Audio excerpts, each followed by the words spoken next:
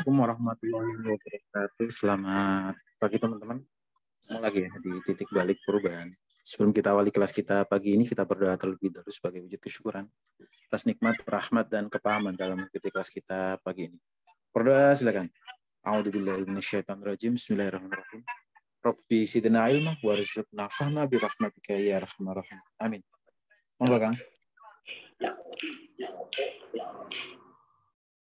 Oke. Bismillahirrahmanirrahim. Assalamualaikum warahmatullahi wabarakatuh. Selamat pagi ya. Suaranya jelas terdengar ya Salim ya? Aman 86. Aman ya, oke. Kita lanjutin ya obrolan atau aktivitas pagi kita. Masih dengan buku Dissolving Ego ya. Jadi memang ya, ego buta terhadap keterbatasannya sendiri. Dalam artian tuh ego sebenarnya nggak punya tujuan ya. Nggak punya tujuan, dia hanya punya kebutuhan untuk dipenuhi terus-menerus.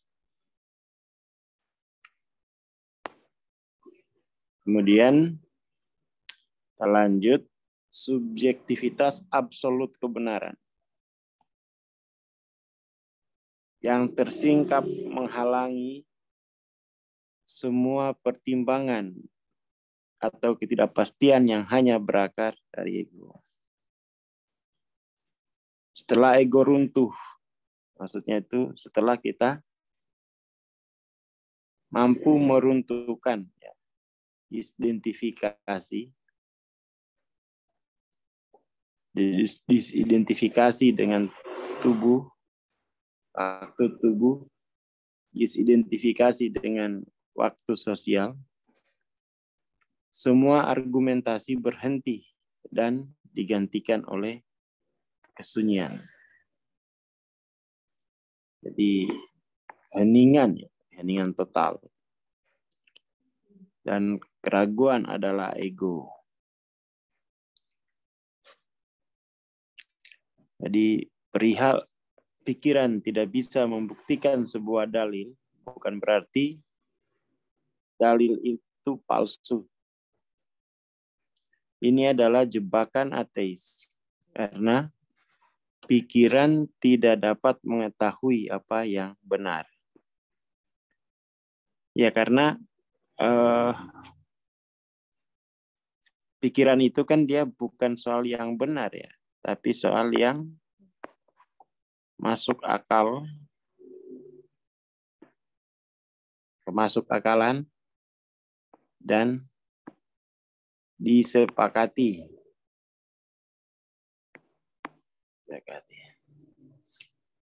Karena memang pada akhirnya juga ya namanya pikiran ya, dia kan hanya mengukur, hanya mampu membaca peragaan saja, ya, peragaan.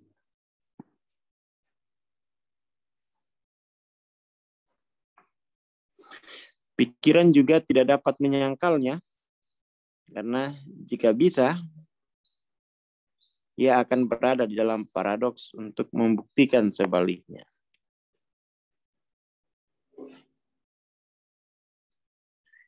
Inti ego yang narsis, tanpa sadar, dan secara naif menganggap diri maha kuasa, dan karena itu tidak memiliki kerendahan hati,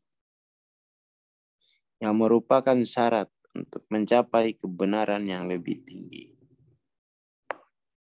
Jadi, ya maha kuasa ya, ilusi maha kuasa. Ilusinya ini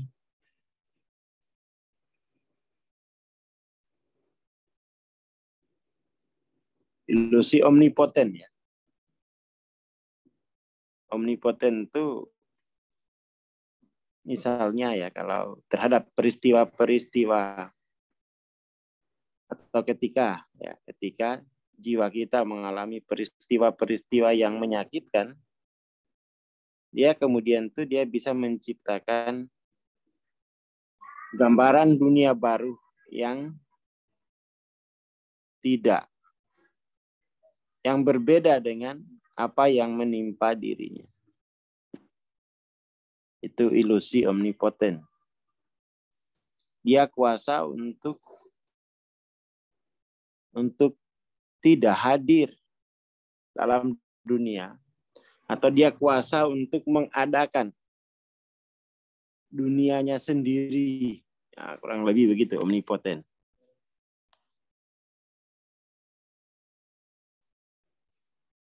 Kemudian secara paradoks, pentingan ego mendapat manfaat ketika ia mulai menyadari bahwa ada keuntungan besar dari ketidakegoisan.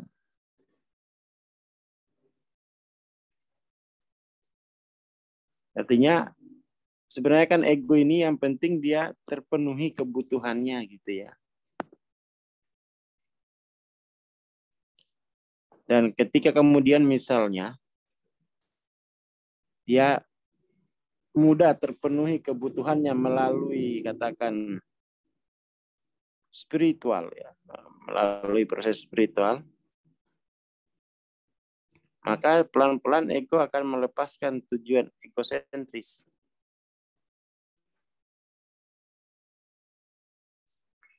Ego kemudian menjadi batu loncatan ke pertanyaan spiritual dan cara untuk mentransendensikan diri sendiri. Dan menyadari bahwa merealisasikan kerendahan hati adalah kekuatan, bukan kelemahan. Bahwa itu adalah kebijaksanaan, bukan ketidaktahuan atau kenaifan. Kerelaan untuk memaafkan dan melupakan, forgive and forget ya. Itu berkalibrasi di 450. Jadi di 450 itu ego itu sudah bersifat estetis. Ego sudah bersifat estetis. Sementara kerelaan untuk memaafkan dan memasrahkan diri kepada Tuhan terkalibrasi 540. Cinta tanpa posisi ya. Kondisional. Jadi bagian tentang ego itu sampai di sini. Habis ini kita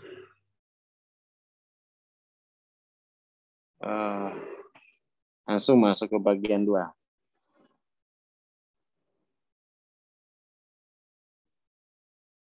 Itu soal pikiran ya.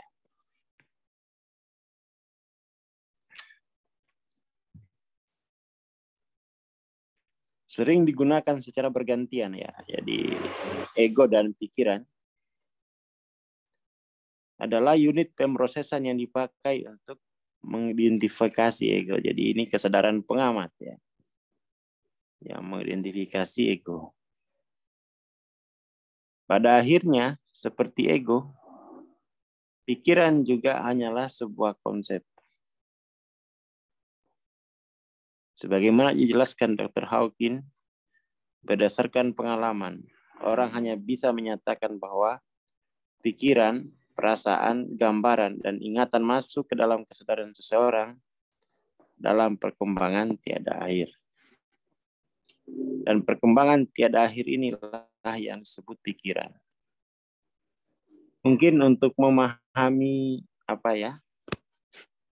pikiran itu ada baiknya kita mulai ya memahaminya dari waktu tubuh dulu. Waktu tubuh kan. Jadi dalam waktu tubuh kita kemudian tuh tiba pada pengalaman akan waktu tadi, sekarang, nanti. Jadi ada produksi memori terus-menerus. Ada produksi memori terus-menerus gitu ya. Jadi waktu tubuh itu adalah memproduksi memori.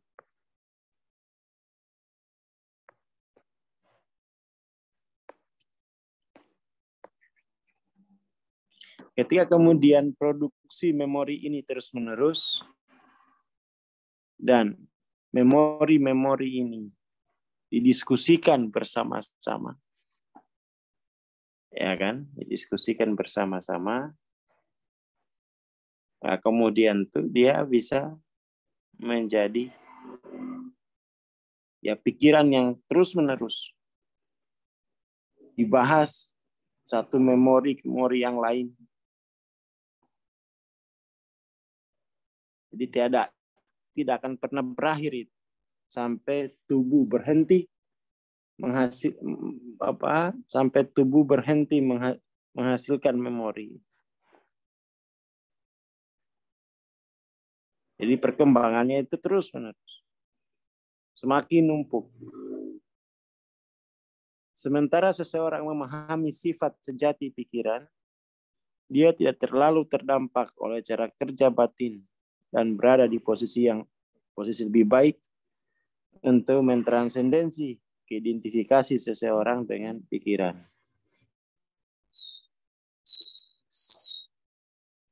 Sekarang kita lihat seperti tubuh, ya, seperti waktu tubuh. Waktu sosial atau pikiran bukanlah diri sejati seseorang. Dan seperti tubuh, pada dasarnya pikiran itu adalah impersonal.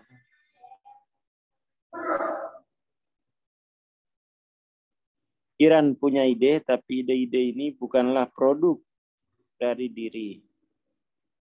Yaitu dia hanya memori yang dihubung-hubungkan, ya. Memori-memori.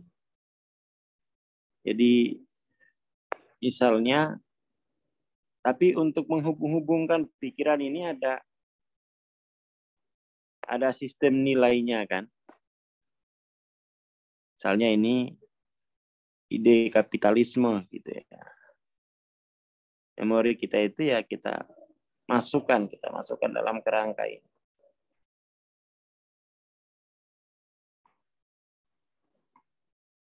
Ya di-feed-kan memori itu di-feed-kan dalam sebuah sistem nilai tertentu ya. Memori itu. Walaupun seseorang tidak menginginkan pikiran, dia toh punya juga. Tidak ada pilihan dalam hal ini. Pikiran diberi dan dijejalkan kepada seseorang tanpa diminta. Fakta bahwa memiliki pikiran merupakan pembebanan yang tidak disengaja, membantu menyadari bahwa ide itu bukanlah pilihan atau keputusan pribadi. Nah, sekarang kita masuk ke sifat pikiran. Sifat pikiran yang sesungguhnya. Jadi pikiran itu dia tidak mampu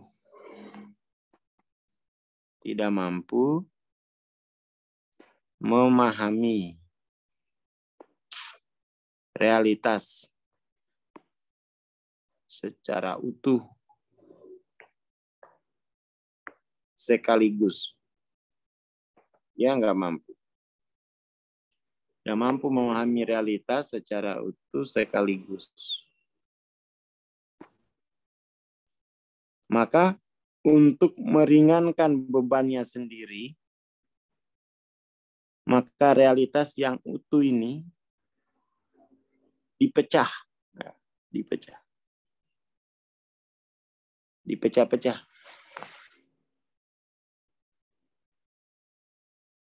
Jadi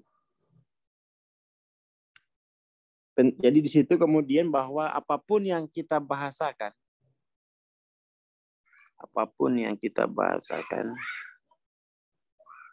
itu pasti dia hasil dari pemecahan terhadap realitas yang utuh, Lalu kemudian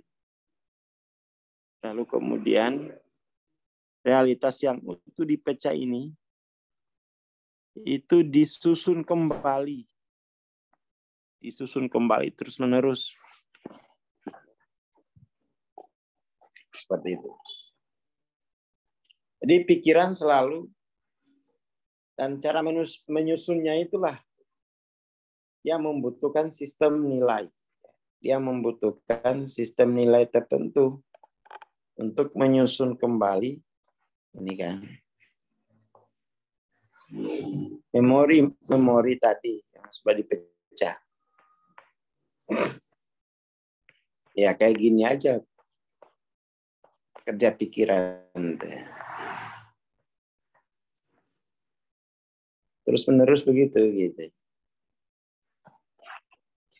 Jadi harus ada sistem nilainya. Harus ada point of view untuk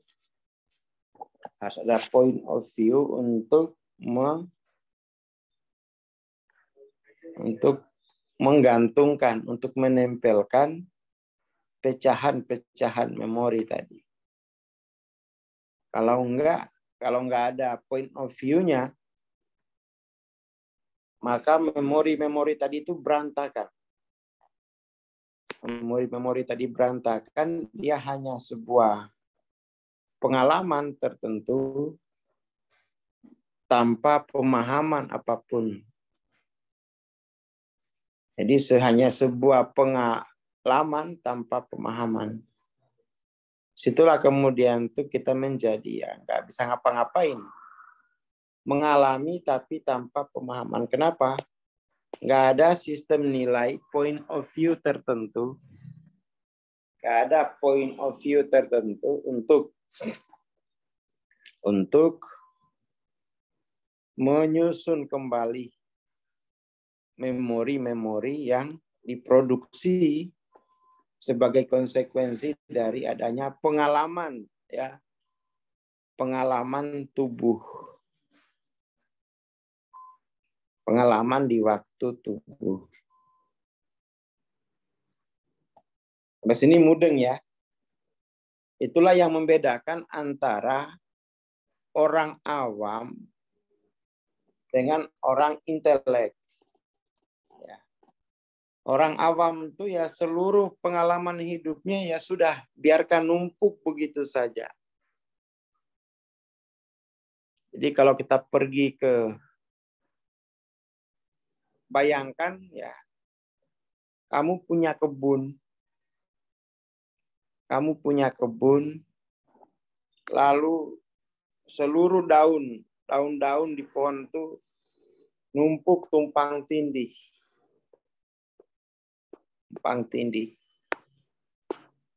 Dan bayangkan jika daun-daun yang jatuh tadi digunakan oleh seorang seniman untuk katakan bikin layang-layang, ya kan, untuk bikin katakan ya tikar atau apalah. Jadi sebenarnya itu modal terbaik itu adalah pengalamanmu itu. Hanya saja kamu nggak bisa menyusun pengalamanmu itu menjadi pemahaman tertentu. Akhirnya kamu sekolah menghafal kata orang lain, tapi kamu nggak pernah bisa mengangkat pengalamanmu sendiri menjadi pemahaman. Ya itulah yang terjadi dalam dunia pendidikan Indonesia. Para dosennya ini nggak bisa, para guru besarnya ini nggak bisa bikin teori untuk menerangkan pengalaman. Teorinya itu pakai teori dari sana. Teorinya pakai semuanya dari sana. Dari luar maksudnya. Jadi di sini ini nggak ada ilmuwan, hanya user. Jadi bahkan pendidikan pun kita ini hanya user sebenarnya. Nggak mampu menciptakan teori untuk mencapai tujuan bangsanya sendiri. Nggak mampu. Pada akhirnya, dunia akademik adalah dunia yang terisolasi dari masyarakatnya. Karena dia nggak mampu mengangkat memori-memori yang dialami oleh masyarakatnya menjadi sebuah ilmu. Ya kan? Jadi ilmuwannya itu nggak mampu memanfaatkan memori yang dihasilkan oleh masyarakatnya sendiri untuk dipahami. Akhirnya kemudian memori kita itu kemudian dibingkai dalam sistem nilai orang sana. Padahal sistem nilai orang sana itu dibuat untuk tujuan bangsa di sana, bukan untuk di sini. Di situ kadang, waduh ini gimana? Para dokter ini gimana? Orang-orang pintar ini gimana? Ya kan, memori masyarakat kita itu yang tidak bisa diangkat gitu. Tidak bisa diangkat untuk menjadi bahan baku ilmu sendiri. Yang bisa ngangkat ya Rampun Jabi. Yang bisa ngangkat cuma Pak Rampun Jabi.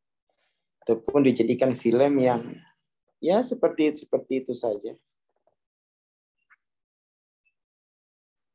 Ya ini karena kita nggak tahu bagaimana dapur kreatif dari sebuah ilmu itu. Padahal dapur kreatifnya itu ya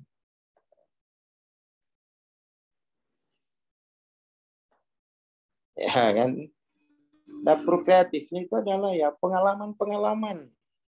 Kita punya database yang banyak. Coba susun database itu dalam kerangka konteks dimensi ketiga. Coba susun memori tadi dalam konteks sistem dimensi keempat. Coba susun dalam konteks dimensi kelima. Coba susun dalam konteks dimensi keenam. Kan gitu aja aslinya. Coba susun memori tadi dalam konteks dimensi ketujuh, kedelapan. Sebuah proses rekontekstualisasi. Ya. Dan itu sebenarnya ini masyarakat bisa sendiri kok. Bisa sendiri. Memang karena enggak ngerti tentang dirinya gitu ya. Enggak ngerti, enggak memahami betul waktu tubuh, waktu sosial, waktu hati, waktu semesta, waktu ilahi itu enggak ngerti. Maka kemudian tuh ya, padahal kalau ngerti itu dalam memori tadi, itu kan dia ada konteksnya, ada matriks konteks. Yang di mana itu memori itu awalnya konteksnya katakan dimensi ketiga, setelah kemudian kita kontemplasi, memori itu kita ganti konteks matriksnya dalam konteks matriks dimensi kelima misalnya. Itu aja itu sudah menjadi banyak temuannya. Bisa untuk penyembuhan, bisa untuk macam-macam lah. Ya harapannya sih teman-teman yang sudah mastering ya, kalau udah selesai masteringnya itu jadi ngerti, oh alah tiba bagaimana memori dimensi yang diproduksi dalam dimensi ketiga itu adalah modalmu untuk menghasilkan kenyataan dalam matriks dimensi kelima, keenam, atau seterusnya. Gitu ya Mas Syamim.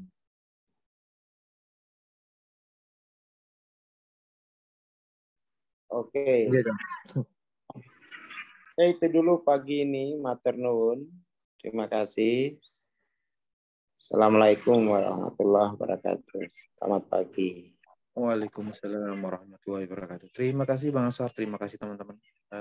Jangan lupa ya, nanti sore kita masih ada bedah buku Transcending Level of Consciousness. Dan malamnya kita ada kelas Tapping for Healing ya. Teman-teman yang sudah berpartisipasi nanti malam kita lanjut.